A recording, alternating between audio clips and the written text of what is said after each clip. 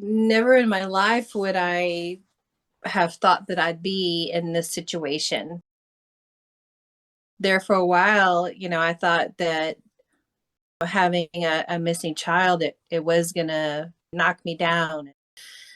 It did knock me down, and I didn't like it.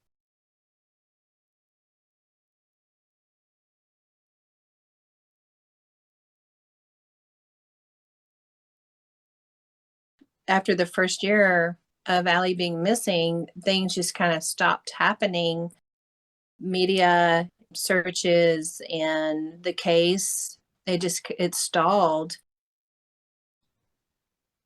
I tried to think of different things that I could do to keep Allie's face out there.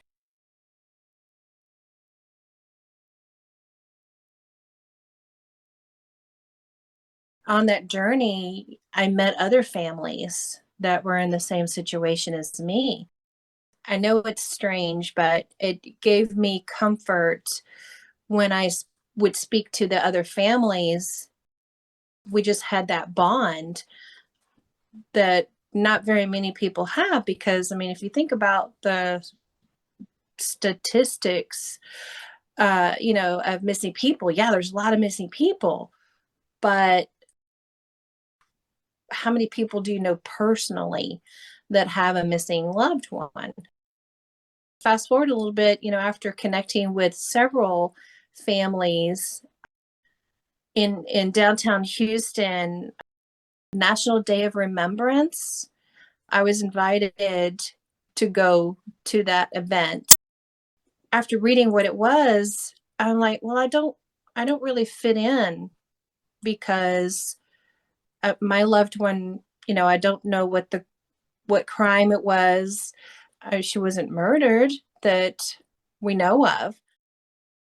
But, I went and observed, and that's where my inspiration came from, because the parents and families and friends, gathered to remember their murdered loved ones. I walked away with that thinking, I wonder if any of the other families that I know would be interested in gathering for missing persons, in the same fashion that the Day of Remembrance happened. So that's how it started. I reached out to City Hall. Andy Kahn, he's now over at Crime Stoppers, but he helped me get a proclamation from Houston City Hall for the first Houston Missing Persons Day, and he helped get permission from City Hall and get, tables and chairs and all that good stuff to actually set up and have the event. The day of the event, people actually showed up, and I was I was shocked, to be honest, because I didn't know if anybody would show up or anybody would be interested in whatsoever. Fast forward, here we are. What is it, 8 years now? I'm still shocked and in awe that people still show up. Yeah, I feel so humbled that people want to come to this event, because missing persons is a very tough subject and a lot of people don't want to think about it. That first event, after having that connection with all these families, it felt so good to be able to share and to talk with them. And I wanted to do it again. But I was like, well, I don't think I can wait a year. I wanted to have more face-to-face time with these other families. Once a year, it just wasn't enough. I was trying to think of other ways where we could get together, reasons to get together. So I started, with the help of Texas Center for the Missing, I started hosting a support group. That really helped me.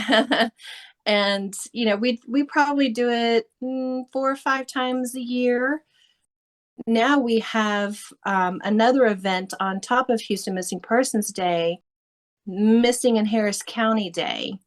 I don't completely organize that, but I do help. It's more geared towards collecting DNA, getting face to face time with law enforcement, and NCMEC and NamUs comes in at different law enforcements in the Southeast Texas region. And what I do at that event is I organize the family like round table. We have like discussion where the public can hear us, discuss different things about missing person cases. And then we do like a little mini support group meeting. So that's, it's a completely different event, but it's another event centered around missing persons. And I get to see my friends and now what I call family. I surprised myself that I actually did it. I blame all of this on Allie, of course, and most of it's for the better. I feel like I'm a stronger person because of it, and um, she helped me find my voice because if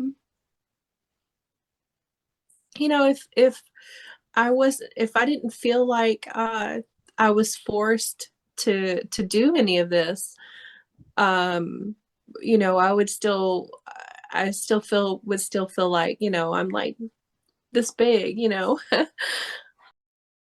Never in my life would I thought that I would be doing this or doing, podcasts and interviews, but it's like therapy for me. Talking about it doesn't make the pain go away, but I feel it makes it just a little bit easier in the summertime when there's no meetings, no events or anything, and then coming out of that, getting ready for Houston Missing Persons Day and stuff.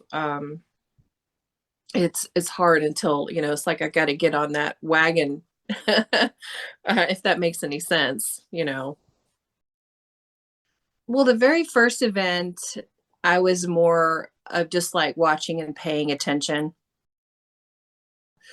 By the time the second event came around, I'm like, I think I can do this. I slowly took the event and, made it my own, not just for Allie, but, for the other families.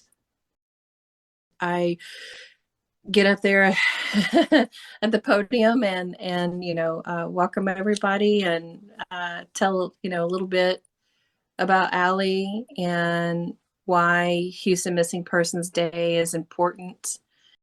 I try to invite different people with different experiences to come every year to not just talk to the media, but talk to the families that come and hopefully give them just a little bit of hope or inspiration. Tim Miller with Texas EquiSearch, he always attends. He's always such a wonderful supporter of mine. This year, I'm waiting for the family of Vanessa Guillen to confirm if they can attend or not. It's been at least 2 years, maybe 2.5 years. She's local here to Houston. She was in the Army, and she was in the Army base and went missing. If it weren't for her sisters and her family and just the community raising hell about it, they probably would have never found her.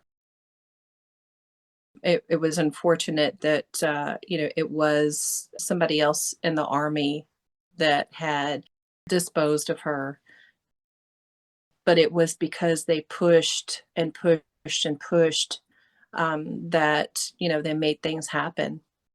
It was an inspiration for me because they didn't stop.